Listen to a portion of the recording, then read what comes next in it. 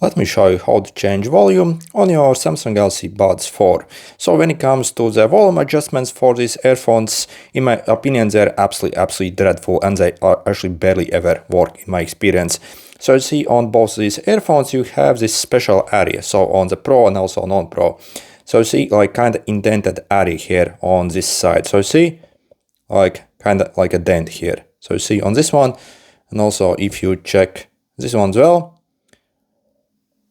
So you see, you have this area here. So what you have to do is you simply have to swipe this area and only this area with your finger, like up or down. So if you want to increase, you would swipe up like this. If you want to decrease it, you would simply swipe down.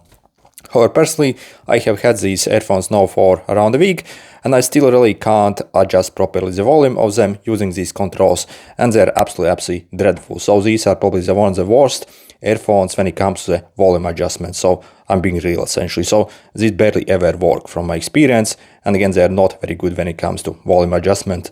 So absolute trash in my opinion. Otherwise, sound quality is great. Noise cancellation is great, all the features absolutely great, just not these volume adjustments, they're absolutely terrible on these. Good luck.